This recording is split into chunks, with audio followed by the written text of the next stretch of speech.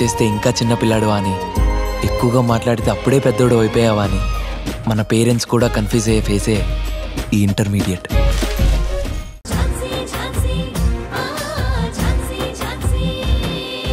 నేను ఆ క్షణమే అదంతా మర్చిపోయాను.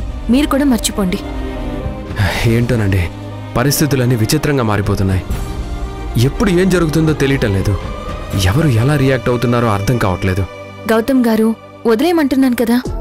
ఆ విషయం మీరు లైట్ తీసుకున్నా నాకు మాత్రం చాలా గిల్టీగా ఉందండి. అనవసరంగా నా వల్ల మీరు మాటలు పడ్డారు. I'm really sorry. ఈ సారీలు పక్కన పెట్టి అసలు ఎందుకు పిలిచారో చెప్పండి. ఏం లేదండి, మీరు వాదిస్తారనుకున్న కేసు మా అత్తయ్య వాదిస్తున్నారు కదా, ఆ విషయం ఆలోచిస్తుంటేనే నాకు కాస్త టెన్షన్గా ఉంది. కేసు ఎటువైపు మలుపు తిరుగుతుందో అని కొంచెం భయంగా కూడా ఉంది. ఏంటండి మీరు? అసలు మృణాలిని గారంటే ఏమనుకుంటున్నారు? She is queen of the law. ఆమె కేసు టేకప్ చేస్తే అదొక ప్రభంజనం. ఏ కేసైనా ఇట్టే తేల్చేస్తుంది. ఆమె కోర్టు మెట్లు ఎక్కుతున్నారని తెలిస్తేనే ప్రత్యర్థులు కాంప్రమైజ్ అయిపోతారు. అంతెందుకు, యాక్సిడెంట్ కేసులో నుంచి మీ మావయ్య గారు నిరపరాధి అని నిరూపించారు కదా. మీకు తెలుసా, నేను లా చదివే రోజుల్లో మృణాలిని గారే నాకు రోల్ మోడల్. ఆమెను కలవాలని, ఆవిడతో కలిసి పనిచేయాలని కలలు కూడా కనేదాన్ని. లా పూర్తయిన వెంటనే తన దగ్గర అసిస్టెంట్గా చేద్దామని కూడా ట్రై చేశాను. అవునా? అవునండి, ఆఫీస్కి వెళ్ళి కూడా ఆవిడని కలిశాను. కానీ కుదరలేదు. ఎందుకు? ఏం లేదు, మా ఇద్దరికీ ఏవో ఒపీనియన్ డిఫరెన్సెస్ ఉన్నాయి. తన ఆలోచనలకి నా ఆలోచనలకి సెట్ అవ్వదు అని అర్థమైంది. కానీ ఇప్పటికీ తనకి ఎగెనెస్ట్గా వాదించాలంటే నేను చాలా హోంవర్క్ చేస్తాను. నేనే కాదు, తలపండిన లాయర్లు కూడా మేడంతో తలపడ్డానికి 1కి 10 సార్లు ఆలోచిస్తారు. అలాంటి మృణాలిని గారిని మీరు చాలా తక్కువ అంచనా వేస్తున్నారు. మీరు చెప్పేది నిజమే. మా అత్తయ్య చాలా పెద్ద లాయర్. కానీ నా కేస్ మీరు వాదిస్తే బాగుంటుందేమో అనిపిస్తుంది. ఎందుకు? నేను ఒక కేసు విషయంలో మా మావయ్యని అరెస్ట్ చేశాను. అలానే మా అత్తయ్యని కూడా అరెస్ట్ చేయడానికి ట్రై చేశాను కదా. అదేమైనా మనసులో పెట్టుకుని కేసు నీరు గార్చాలని చూస్తే నా లైఫ్ రిస్క్లో పడిపోతుంది కదా. చచ్చా, ఆవిడది అలాంటి చీప్ క్యారెక్టర్ కాదు.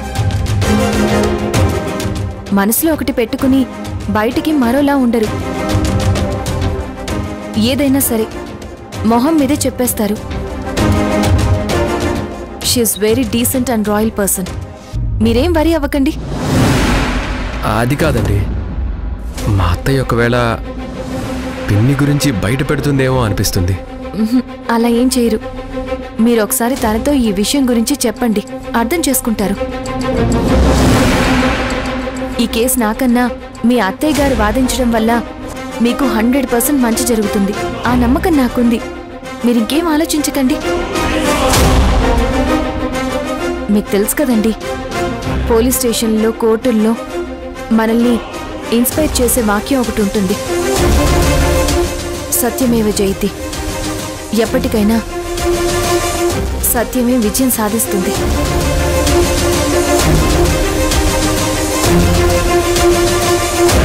మీరు ఎలాంటి భయాలు పెట్టుకోకండి. మీకు ఎవరు సపోర్ట్ చేసినా చేయకపోయినా మీ వైపు న్యాయం ఉంది. మీ సిన్సియారిటీని మిమ్మల్ని ఈ కేసు నుంచి బయటికి తీసుకొస్తుంది. మీరు ధైర్యంగా ఉండండి. ఝాన్సీ గారు, మీది చాలా మంచి మనసండి. మా అత్తయ్య మిమ్మల్ని అంతలా ద్వేషిస్తున్నా కానీ మీరు మాత్రం అవేవి పట్టించుకోవడం లేదు. మా అత్తయ్య మీద మీకింత మంచి అభిప్రాయం ఉందని నేను తెలుసుకోలేకపోయాను. యు ఆర్ గ్రేట్ ఝాన్సీ గారు.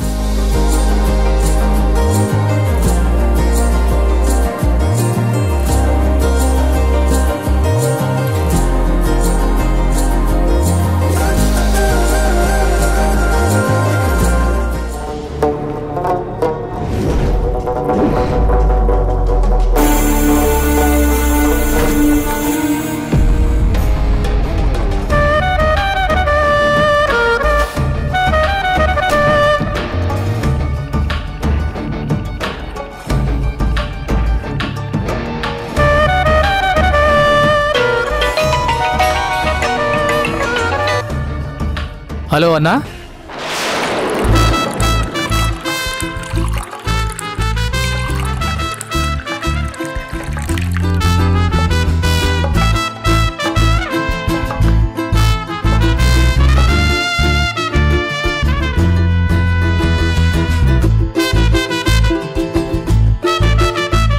పద్మా, ఆమ్లెట్ తీసుకునిరా.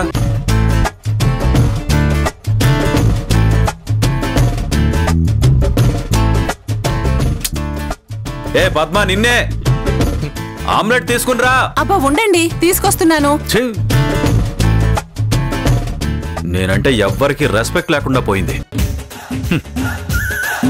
చివరికి నా పెళ్ళానికి కూడా భయము భక్తి లేకుండా పోయింది.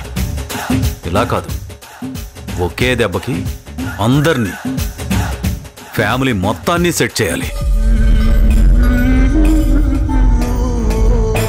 రేయ్ నువ్వా? నేనింకా మీ తాత ఏమో అనుకున్నాను రా. కూర్చోరా, కూర్చో.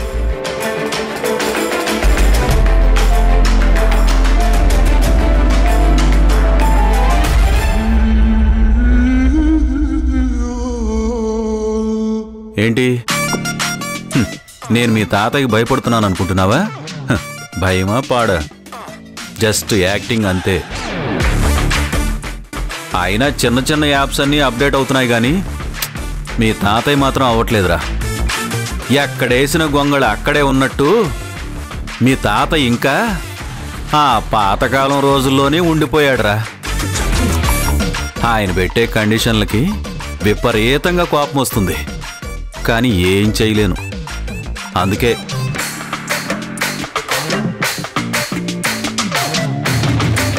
ఇలా మందు కొట్టి నా ప్రెస్టేషన్ని ఫుల్ బాటిల్తో వదిలేస్తున్నాను.